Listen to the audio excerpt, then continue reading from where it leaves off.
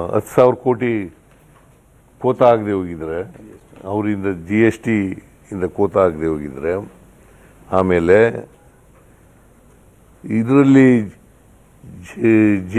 JJM ಅಲ್ಲ, ಜಲ್ ಜೀವನ್ ಮಿಷನ್ನಲ್ಲಿ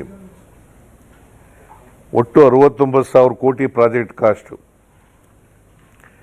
ಅದು 50-50 ಆಗಬೇಕು.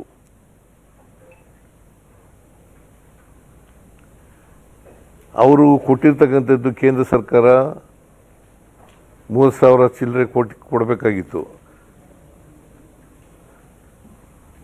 69,000ದಲ್ಲಿ ಎಷ್ಟು? 50-50 ಸುಮಾರು 34,000-35,000 ಕೊಡಬೇಕಾಗಿತ್ತು. ಅವ್ರು ಕೊಟ್ಟಿರೋದೇ ಇಲ್ಲಿವರೆಗೆ 11,000 ಚಿಲ್ಲರೆ.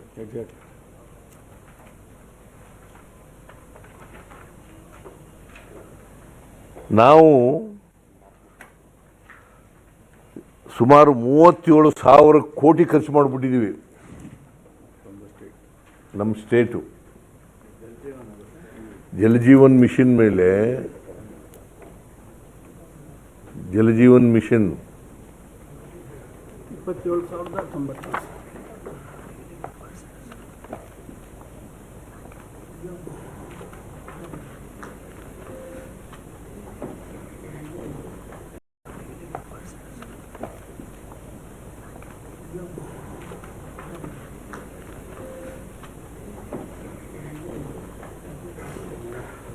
ಅವರು ಒಟ್ಟು ಪ್ರಾಜೆಕ್ಟ್ ಕಾಸ್ಟು ಜಲಜೀವನ್ JJM 69,488.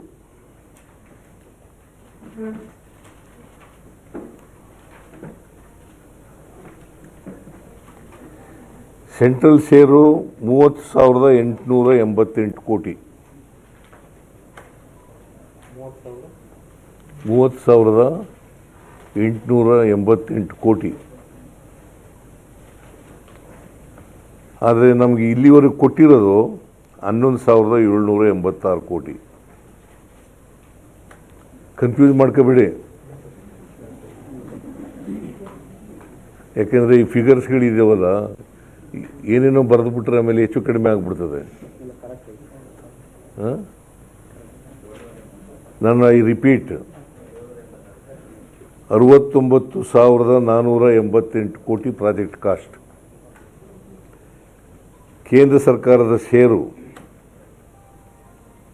30,888 ಕೋಟಿ.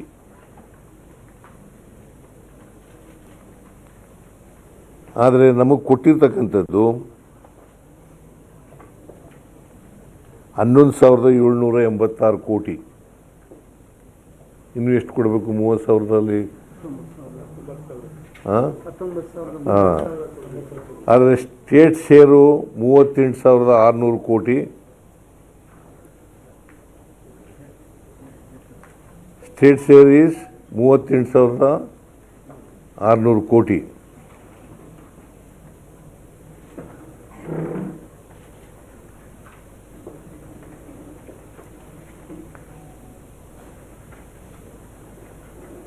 ನಾವು 15,500 ಕೋಟಿ ಅವ್ರು ಕೇಂದ್ರ ಸರ್ಕಾರ ಕೊಡದೇ ಹೋದರೂ ಕೂಡ ನಾವು ಹೆಚ್ಚಾಗಿ ಖರ್ಚು ಕೊಟ್ಬಿಟ್ಟಿದ್ದೀವಿ. 15,500 ಕೋಟಿ.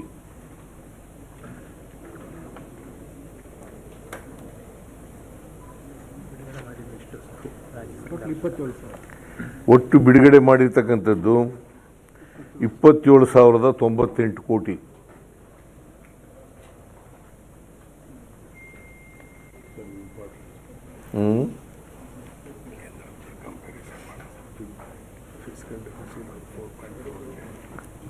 ಆಮೇಲೆ ಕೇಂದ್ರದ ಫಿಸ್ಕಲ್ ಡಿಫಿಸಿಟ್ ಎಷ್ಟು ಅಂತ ಗೊತ್ತಾ ನಿಮಗೆ? ಮತ್ತೆ ಏನು ಬರೀತೀರಿ ನೀವು ಬಜೆಟ್ ಮೇಲೆ?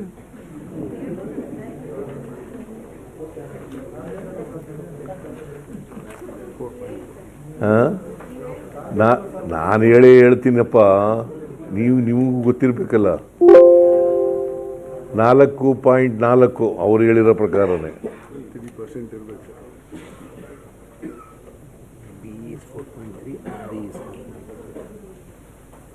RE 25,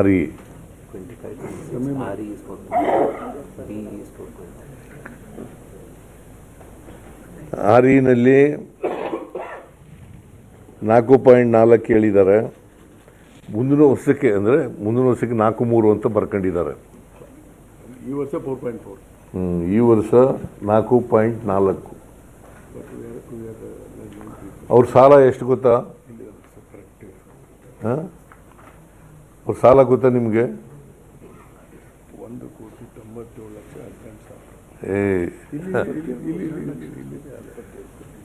ಒಟ್ಟು 218 ಲಕ್ಷಕ್ಕೂ ಹೆಚ್ಚು ಕೋಟಿ.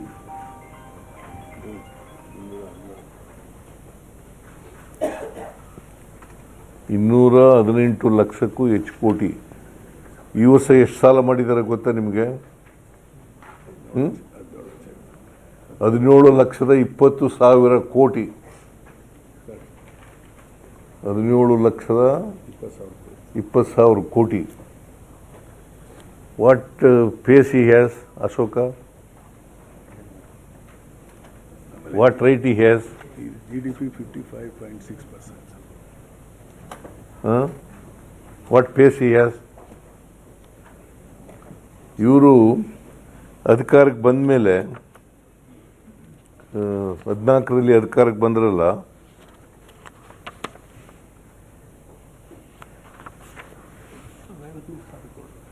ಎಷ್ಟು ಸಾಲ ಮಾಡಿರೋದು ಗೊತ್ತಾ?